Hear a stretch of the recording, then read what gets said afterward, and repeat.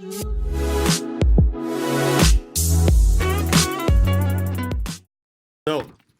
what you'll see here is what I call the motivation triangle. There's actually a guy on, it's a TED Talk through Virginia Tech, and it's a guy named Scott Keller. And he's a professor, a psychology professor that ends up describing to us the three things that are essential for all types of motivation. All right. And this is specifically self-motivation. You yourself will pick yourself up to go do these things if these three things are all said yes to. Okay? And so what I had you do is I had you go through, number one, something you have full motivation. So you could think 3 yeses for that one. Okay? Number two, where you want the motivation but you don't have it, right, is usually going to be at least 1 no to this. Okay? And then number 3 with no motivation is going to be no, no, no for all 3. That makes sense? Right? So let's go over this. You say for your I have motivation for is playing games and playing specifically a card game kind of situation where you can get better. Okay? So number 1, autonomy. Are you self-sufficient? Can you do it on yourself? Are you enough? Do you ever question if you're enough? And do you need other people in order to do this? Right? Can you do it yourself? Yes, right? You are enough. Do you need others? No, you don't need others, so it's by yourself. Do you have anybody looking over your shoulder? No, right? Now let me give you an example. In studying, a lot of the times, the reason that a lot of kids lose motivation is because autonomy, they're not self-sufficient. They have a parent watching everything they do, a parent looking over their shoulder, and they need to create responsibility and trust within a student in order for them to have their own motivation. But if mom is always checking your work before you send it in, you have no motivation to do well because mom will tell you what you need to do. Does that make sense? All right. So when it comes to your studying, do you know, can you do your studying on yourself? Are you enough? Or is it the fact that somebody else is finishing your work for you is the reason why you don't have your motivation? Okay, sometimes that might be it. Okay? Now, number 2, mastery. Are you learning?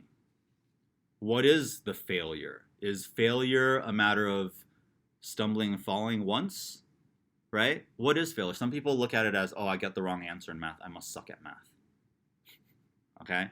So mastery is continuous growth. Understanding that perfection isn't really, isn't possible realistically, right? Because all perfection really is masking imperfection. Okay? So expecting perfection in any way, especially in studying, if you've always been told you're a genius at math, you're perfect at math, sooner or later that level becomes unattainable and it's better to not try. It's better to have an excuse of, oh yeah, I didn't have enough time for that. I had other important things to do, right? And instead it becomes a level that is unattainable and you don't even try to attain it in terms of that perfection level, okay? So acknowledgement that when you fail, that's part of your growth, right?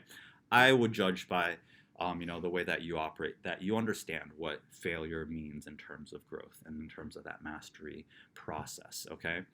Now the last one is purpose. Why am I doing it? What is the purpose? What is the goal? What is the bigger picture?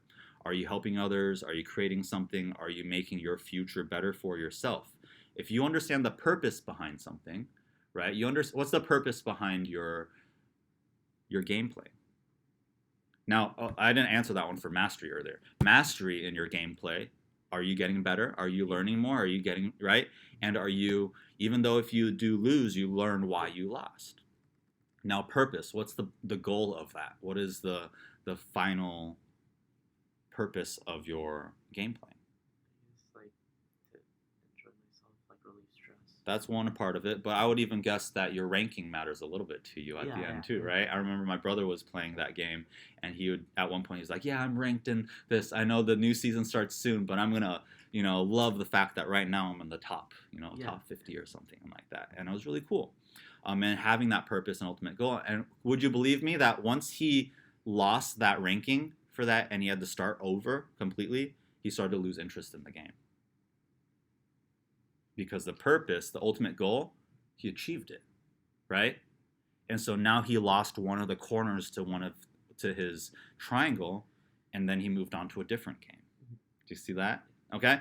So in these two that you have, you can think of a third one later, but usually it's just going to be something like you can use ballet as an example. Yeah. Are you self-sufficient? Can you do it on your own? No. Are you learning? Are you going to get better at it? Do you even care about getting better at ballet? No. And the purpose, why would you be doing it? So do you see why there's no motivation there? Right? But then you have your game. Are you self-sufficient? Yes. Mhm. Are you getting better? Yes. Is the purpose of it? Why am I doing it? Yes. I know why. And then the studying. What's the one missing in the studying? Can you do it on your own, or is somebody watching over you? Are you getting better at it, or are you expecting perfection and not understanding that missing things and a part of the failure process is a part of growing? Or is it that in your education you don't have a clear message as to why you're even there? Do you see some kids, you know some kids at school that don't know their purpose of why they're at school? That makes sense? Oh, mom and dad just make me go to this, so the school's the babysitter kind of thing, right? So that purpose makes them, not appreciate their education. That makes sense? I think for me, for studying, it'd be like autonomy. Why? Well, I usually like get help from like others. And, Okay. So you don't necessarily feel like you're self-sufficient Yeah. yet. But here's the funny thing. You asking others makes you self-sufficient. Your self-sufficiency comes from the ability to ask for help. I don't really. I might not necessarily be self-sufficient in everything in this world. Nobody is. But to be able to adapt to those situations, like let's say tomorrow I had to learn ballet for some reason, I know that I have resources I can ask, right? And so I think it's not necessarily that. I think you might have more of being supervised. You don't necessarily have the responsibility and freedom to yourself just yet. And that's what's kind of like, oh, well, somebody will handle it for me, so I'll just wait for them to handle it kind of situation.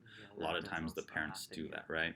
As you get a little bit older, that responsibility starts to fall into your hands and starts to become yours. So don't worry about that, all right? Because let me ask you this. If your parents actually said, all right, from today on, your grades, everything, that's just on you. We don't want to see your grades. We don't care about that at the end. That's your responsibility 100%. Would your grades go up or would they go down? I would think they would go down. You would think they would go down. But once actually you start to realize that those grades are still a representation of you and that's your responsibility to take care of, there's a possibility that it actually fills in that last corner of that triangle. Okay? So I want you to write down these three questions. The top one, autonomy, can I do it, is the first question, right? That's the first one you got to ask. Can I do it? Then mastery is going to be, will it work? And purpose is it worth it? If you answer yes to all three of these questions, that self-motivation will be there. But if you notice that as soon as one of them gets a no, you start to lose that motivation. You start to, direct your attention towards something else. And it's all actually been scientifically researched and proven in this sense that these are the three things that lead to your own motivation. All right? So I want you to think about that. Anytime that you want motivation of some sort, think why you're saying no or what you're saying no to. Okay? Anytime you have no motivation, you want that motivation, see how you can change that around or what's limiting yourself. Okay? So like I know, for example, mastery or autonomy, sometimes it's also priorities. That's why the next thing I have you give me your top priorities. Have you ever heard, or actually I'll have you write that down real quick and then we'll say the next thing.